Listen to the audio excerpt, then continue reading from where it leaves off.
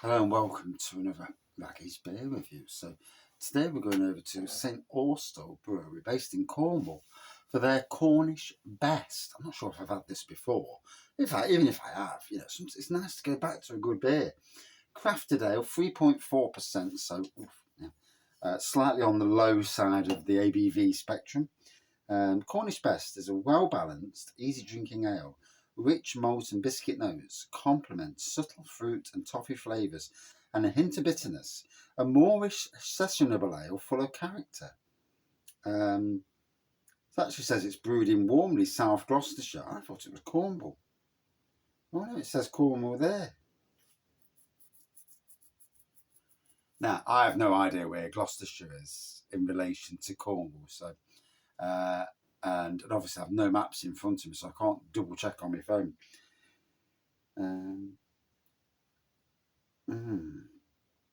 So yeah, they've obviously got two places. They've obviously headquarters are in Cornwall, but brewed in South Gloucestershire. So yeah, that's it. Is what it is. Oh, gotta be honest, as cold. Just come off a long walk, so I'm pouring it into the Hucknall Beer Festival, the John Godber Centre glass. And I do intend to take this glass back with me this year on the bus because I'm going there and I've been invited again as a beer review to basically as press. That is absolutely astounding. It's lovely that no other beer festivals invite me in any way, shape or form, as a beer review or anything. So, it's an honour for me. So here we go. It's a lovely golden amber pour. A few mils of Whitehead on there. Tastes like a normal best, smells like a normal best bitter to me, although a lower ABV best bitter.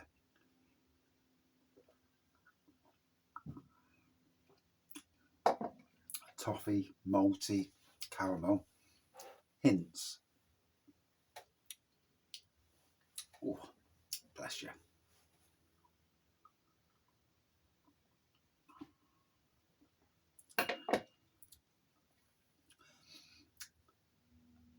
Me personally, I'm not overly keen on breweries where they're dropping the ABV.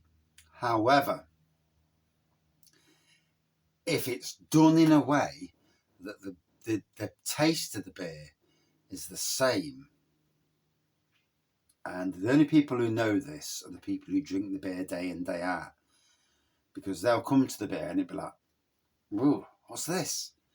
And you do know this. I mean,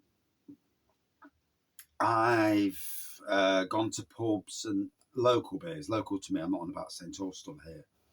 Gone to a pub. It was a party, and I looked at the beers on the bar, and I'm like, oh. It was crap selection. But there was one local beer, and I thought, oh, thank God, salvation. So I went for the local, took a sip, and it's like, oh, shoot, that's not good. And it did not taste good. Messaged people who work for the brewery and told them straight away, says, they've got your beer on, and it's not good at all.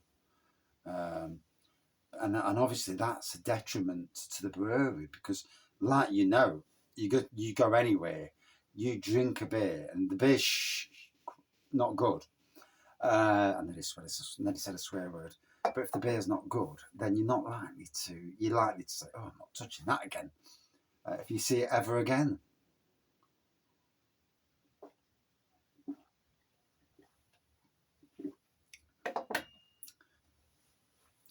Difficult for pubs because if you're in a pub where you're not selling a lot of beer or you've moved in for whatever reason, it's difficult. It is difficult. me myself, I'd like to open like a micro pub, and imagine from beer kits, brewing a beer from beer kits, selling that beer. And because beer from beer kits is a ton cheaper, I find, than brewing beer from grain. For whatever reason, it does seem cheaper. And, you know, and I think this is going to be a beer with Raggy chat.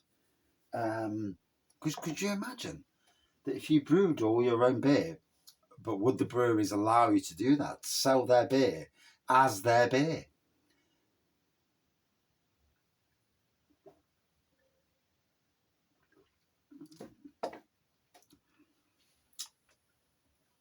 It's interesting, it really is.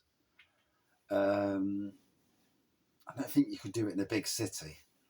Maybe in a village, you know, or maybe in a way where people come in, they put a donation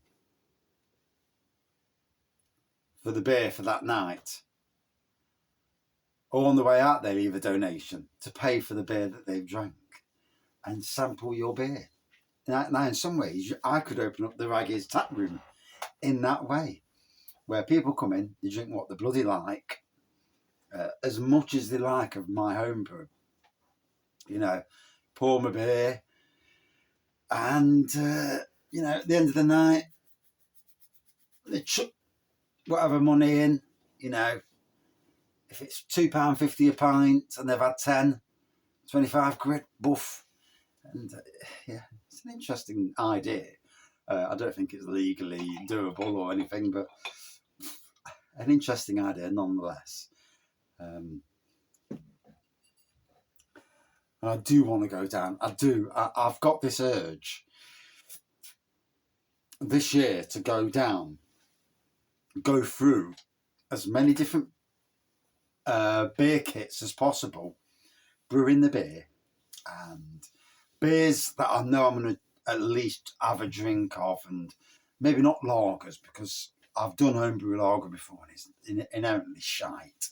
But best bitters and milds and Scottish wee heavies and stuff like that. Just you know, whether I add a bit to it or not, that's another thing. But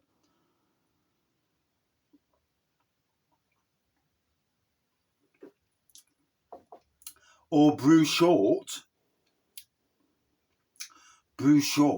So if it's a 40 pint kit, brew it as 30.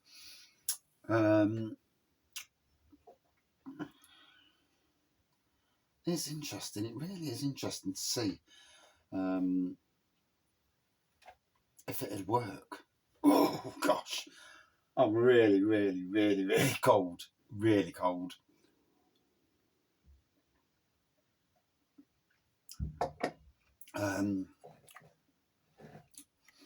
But yeah, a lovely bitter.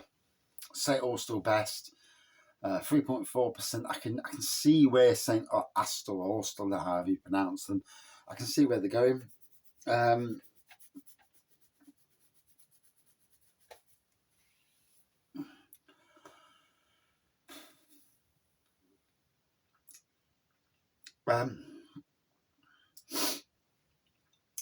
Yeah, definitely can see where they're going. Out of 5.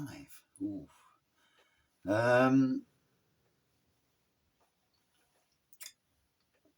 Would I drink it again? Yeah. It's a lovely, easy drinking, lighter ABV best bitter. So, you know, for somebody who doesn't, I mean, to be honest, it still tastes, it still feels as strong as a 4.5%. But yeah, it's interesting for somebody who wants to lower their ABV consumption. You know, not everybody does. I certainly don't. But it doesn't taste like a weaker, lower ABV beer. So that's a great thing. Yeah, totally up with that. Out of 5, 4.2 out of 5 for me. Yeah, good beer, enjoyable. And yeah, and that's it for my review. Oh my gosh. I'm really, really freezing. I'm going to knock off. I'm going to go up the arse. I'm going to enjoy Saturday night at home. A couple of nice beers I'm going to take up the arse with me. Enjoy them. And yeah, probably do a bit of social media and all that. Have a good one. Thank you.